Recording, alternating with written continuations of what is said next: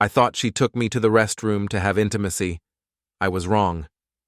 In college, I met a girl at a house party. We drank and talked, drank and talked, drank and talked, starting kissing, tongues and all.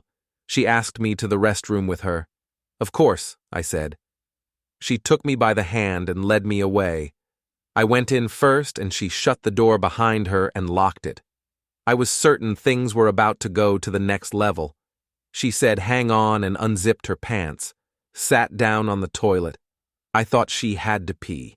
Then she grunted. I heard a fart, then a plop. I unlocked the door and ran. Never saw her again.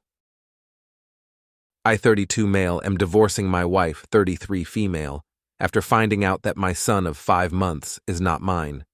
Well, a couple of weeks ago I found out that my wife cheated on me 6 years ago. The way I found out is that her sister told me after going to visit her to find out how the delivery of her first child was. She confessed to me that 6 years ago my wife told her that she slept drunk with her best friend. In her words, my wife was very sorry. At the time she told me I was with my son, and immediately after leaving her house, I went to take a paternity test with him, fearing the worst. A week later, I get the results and my fears came true. My son is not mine. For some reason, I began to see the boy differently, more as an acquaintance than a son, with proofs in hand. I confronted my wife at night when the child was sleeping. She asked me who told me, and I simply told her that it is none of her business. Although obviously it will not take long to connect the dots that it was her sister. Well, that is not my problem now. Regardless of that, I asked her for a divorce, which is now in process. She was devastated. She swore to me more than once that nothing happened with anyone again, that she has been faithful to me in body and soul since then. I held back the urge to insult her to avoid complications during the divorce issue, not believing a word she said, mostly blaming the alcohol instead of taking the blame herself. After talking about it, she threatened me, saying that she would demand full custody of the child. I was so annoyed at that moment that I told her, okay, I don't want anything to do with something that is not mine, that she keep the child and I'll keep the dogs. We have 2 dogs that we adopted as puppies, and they are currently 8 years old each. After my words, she tried to convince me to take care of the child with her, that I am his father. At that moment I exploded. I was so angry and I had held back so much the urge to scream that I just yelled her to go and take her bastard with her. A week has passed since that, and I am at home. It is in my name because it is a gift from my parents. She went to her parents' house with her kid. She has not called me since then. She left with everything and the half-asleep kid when I yelled at her, especially since it was the first time I really yelled at her. It sure affected her. I talked to my parents and my dad told me that I did the right thing and that I shouldn't be raising something that is not of my blood, and I agree with him. However, the pain is still there. My younger brother told me to write here to entertain myself. I am currently seeing a therapist 3 times a week, who told me that I have already taken the first step, which was to leave behind what causes me pain. It just hurts to know that my family no longer exists. Regarding why my sister-in-law told me everything, according to her, she felt guilty seeing me always happy with my son, knowing that he may not be mine, and that the fact that we went to visit her in a moment of weakness caused her to completely break down with guilt. I don't know how true that is. I just know that right now I feel tremendous hatred for my wife and a feeling between pain and resentment for the child. Although it's just time to get ahead. I just hope the divorce goes smoothly. We have separate financiers and properties, and if she really asks for child support, I have proof that it's not mine. According to my lawyer, that's more than enough.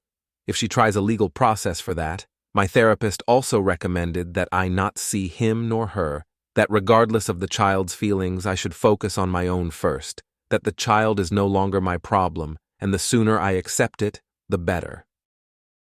My sister died during postpartum, and I'm a complete wreck. My 28-year-old sister gave birth to her first daughters 2 weeks ago. I, 17 female, was in the hospital together with my parents and her husband. The birth went pretty smooth, although she was screaming so loud. I was so excited to be an auntie, and holding my newborn niece in my arms was a precious moment. Everything seemed fine afterwards. My sister came home about 3 days later, and she and her husband stayed with me and my parents as they needed help to take care of the baby. But 2 days after she came home, she was experiencing exhaustion, pain in her body, and she constantly fainting.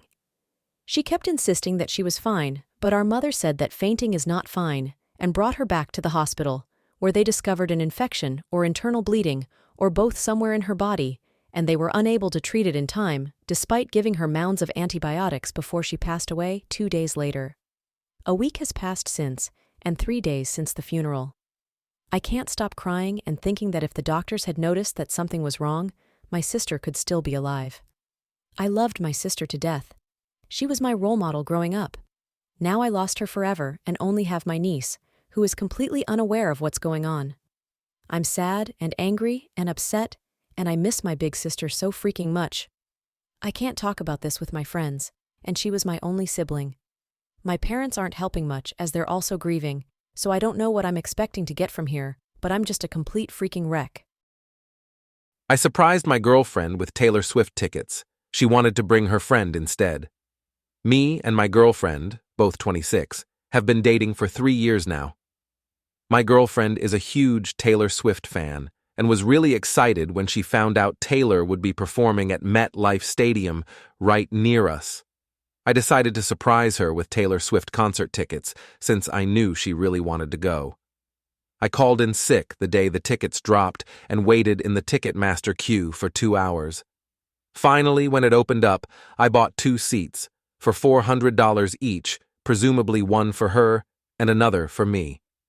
When she came back from work that night, I surprised her with the tickets, and she was ecstatic.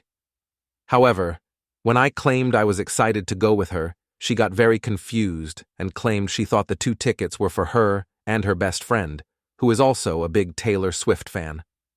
I was very disappointed since I believed that this was an experience we could do together and it would be something we would remember for the rest of our lives. My girlfriend could tell I was upset and said she would be happy to go with me instead. I told her she should go with whoever she wanted to go with more, and to not go with me just because it was what I had planned. After hearing this, my girlfriend immediately called her friend and told her that they were going to the Taylor Swift concert together. Ouch. I told my girlfriend that if her friend wanted to go with her, she had to pay the $400 for the ticket, and her friend agreed to. While my girlfriend and her friend went together and both had a great time, I felt betrayed since she chose her over me. While I know my girlfriend's BFF is a much bigger Taylor Swift fan than me, I was still excited to go since I've never been to a concert before, and I like to listen to some of Taylor Swift's songs. Like I said before, I also believed this would be a memory we could both remember together. Should I have done things differently and not given up my ticket so willingly? I accidentally pooped the bed in front of my boyfriend. Warning! Don't read this if you have any problems with feces and that kind of poop. Pun intended.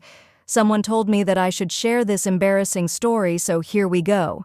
Me, 18 female, had just gotten in a relationship with my new sweet boyfriend, 20 male. A little info about me. I have a chronic stomach wound which pops up whenever I'm really stressed. The relationship was very new, so we were both still quite shy.